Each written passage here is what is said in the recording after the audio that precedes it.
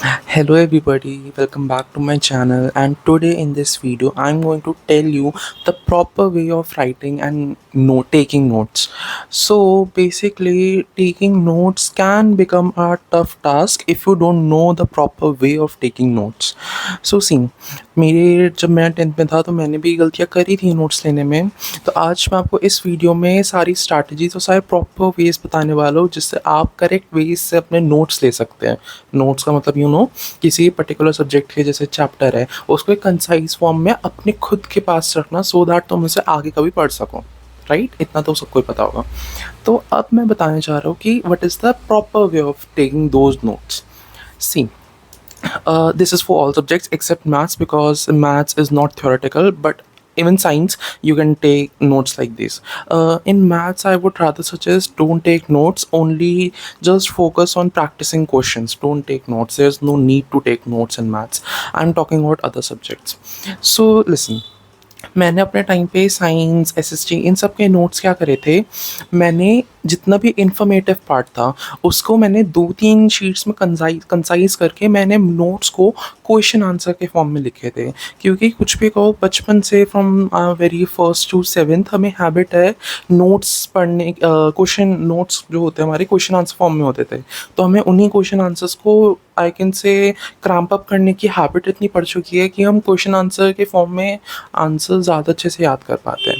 तो मेरी एडवाइस यही रहेगी कि क्वेश्चन आंसर फॉर्म में रखना और जो इन्फॉर्मेटिव पार्ट है उसे शॉर्ट रखना। और नोट्स का जो मतलब है वो ही हम कभी कभार गलत प्रेडिक्ट कर लेते हैं। क्यों?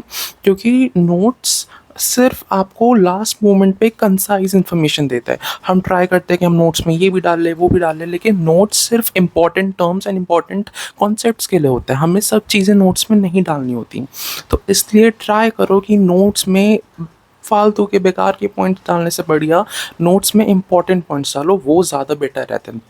लास्ट मोमेंट पे फॉर रीडिंग अगर आपको बेकार के नॉ अननेसेसरी पॉइंट्स ही पढ़ने थे तो वो तो तुम बुक से ही पढ़ सकते थे, लेकिन नोट्स बनाए ही इसलिए क्योंकि तुमने लास्ट मोमेंट पे कुछ कॉन्सेप्ट्स क्लियर कर सको, उन कॉन्सेप्ट्स को पढ़ सको। तो नोट्स को कंसाइज करने का ट्राई करो, क्वेश्चन आंसर फॉर्म में लिखो, वो बेटर रहेगा। ठीक है, ये पॉइंट समझ आ गया। उसके बाद अपनी एक अलग नोटबुक बनाओ, स्कूल नोटबुक को अलग रखो। स्कूल नोटबुक में भी नोट्स लो जो तुम्हें तुम्हारी टीचर्स देती है, लेकिन जो तुम्हारी खुद की सेल्फ नोटबुक होगी उसमें तुम्हें खुद के नोट्स देने हैं जो तुम्हें ट्यूशन समझ आ रहा है या तुम्हें जो बुक्स में समझ आ रहा है। एंड बिसाइड्स नोट्स एक और चीज़ पे ध्यान देना है कि तुम्हें बुक्स का जैसे साइंस की ले लो, एसएसटी की ले लो, बुक्स रीड करने की हैबिट डालनी है क्लास 10th में। क्यों? क्योंकि मोस्ट ऑफ द इंफॉर्मेशन, जैसे मुझे आज तक याद है in my SST exam I score 95। So in that exam मुझे एक क्वेश्चन था जिसमें मुझे खुद से गलती लगी थी, और उस क्वेश्चन के कारण वो क्वेश्चन पे मैंने बुक में आके चेक भी करा था घर पे, and I got to know कि एक बहुत छोटे ब्लू बॉक्स में लिखा हुआ था नीचे येलो बॉक्स में। तो उससे मुझे बहुत ज़्यादा गिल्टी भी लगा था कि काश मैंने ढंग से पढ़ा होता तो वो भी मेरा एमसीक्यू सही जाता।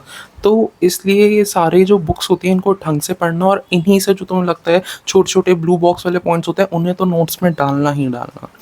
प्लीज़ इन सारी एडवाइजेस को लेकर अपने नोट्स बनाओ, बेस्ट रहेगा। और प्लीज़ नोट्स रफ भी बनेंगे तो कोई दिक्कत नहीं है। हम इतना ज़्यादा इन्फ्लुएंस आते हैं इंस्टाग्राम पे देखकर कि taking proper notes and all, aesthetic lifestyle and all that. So please don't go into that shit. I would rather suggest कि अच्छे रफ नोट्स बनाओ, कोई दिक्कत नहीं है, बस वो तुम्हारे तो ऐसी राइटिंग में हो कि तुम्हें समझ में आ जाए, बस उससे ज़्यादा नोट्स का और कोई काम नहीं होता है। Thank you so much. इन सारी एडवाइजेस को समझ के प्लीज़ ऐसे ही नोट्स बनाना क्लास 10th में, and you can score 100 out of 100। Thank you so much. Please subscribe, like and share.